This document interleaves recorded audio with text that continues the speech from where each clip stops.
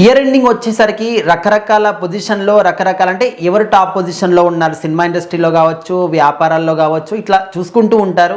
So ఇప్పుడు cinema ఇండస్ట్రీలో ముఖ్యంగా టాలీవుడ్లో అసలు టాలీవుడ్ కింగ్ ఎవరు 2025కి అని చెప్పేసి అయితే ఫ్యాన్స్ అనే వాళ్ళు తెలుసుకోవడానికి ఆసక్తి చూపిస్తున్నారు. మరి గూగుల్ సెర్చ్లో ఒక లిస్ట్ బయటకు వచ్చింది అంటున్నారు. మరి అందులో ఎవరి పేరు టాప్ పొజిషన్లో ఉంది? సో ఖచ్చితంగా గూగుల్ సెర్చ్ అనేది ప్రతి ఒక్క హీరోల కోసం వాళ్ళ అభిమానులు చేస్తూ ఉంటారు. సో ఇప్పుడు పాన్ ఇండియా కల్చర్ వచ్చింది కాబట్టి మొత్తం ఇండియా మొత్తం కూడా మన హీరోల గురించి చూస్తున్నారు అనమాట. అయితే మరి 2025 ఎండింగ్లో పుష్ప 2తో ల్యాండ్ అయ్యారనమాట.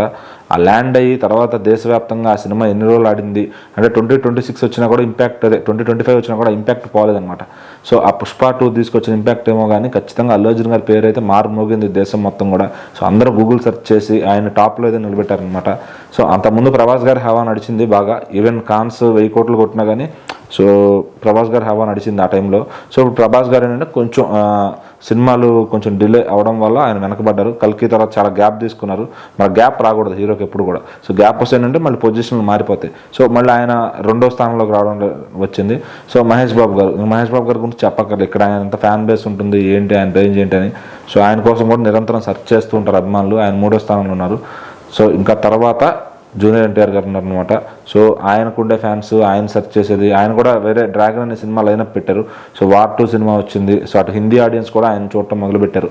అంటే పాన్ ఇండియా లెవెల్లో చూసేది వేరు, మన ఓన్లీ తెలుగు రాష్ట్రాల్లో చూసాం. అంటే మహేష్ బాబు గారు ఇప్పుడు పాన్ ఇండియాకి వెళ్ళా, ఇప్పుడు వారణాసితో టాక్ ఆఫ్ ద టౌన్గా మారారనమాట. సో ఆయన కూడా రేస్లోకి అయితే ముందుకు వచ్చారు. మరి వారణాసి రిలీజ్ తర్వాత ఆయన నెంబర్ 1కి వెళ్ళినా ఆశ్చర్యపోకలేదు. ఎందుకంటే రాజమౌళి గారు ఆ రేంజ్లో తీసుకెళ్తారు ప్రమోషన్స్ని. సో ఎప్పుడు కూడా అలా మారుతూ వస్తూ ఉంటాయన్నమాట. సో ఇది ఒక ప్యాటర్ను. ఇంకా చాలామంది హీరోలు ఉన్నారు, వాళ్ళు నెంబర్లు వేసి ఏం చెప్పక్కర్లేదు. కానీ టాప్ 10లో మనకు ఎవరెవరు ఉంటారు అనేది వాళ్ళే అటు ఇటు నెంబర్స్ మారుతుంటాయి. ఒకసారి సినిమా డిలే అవ్వడం వల్ల, ఒకసారి లేదంటే బాక్స్ ఆఫీస్ ఒక హై ఉండటం వల్ల. అల్లు అర్జున్ గారు వచ్చారు అంటే కేవలం ఆయన ప్రూవ్ చేసుకున్నాడు. అంటే ఆ స్థాయి నుంచి ఎక్కడో 5-6 స్థానాల్లో ఉండే వ్యక్తి ఈరోజు నెంబర్ 1కి వచ్చాడు అంటే అతను పడిన కష్టం, అతను పడిన హార్డ్ వర్క్.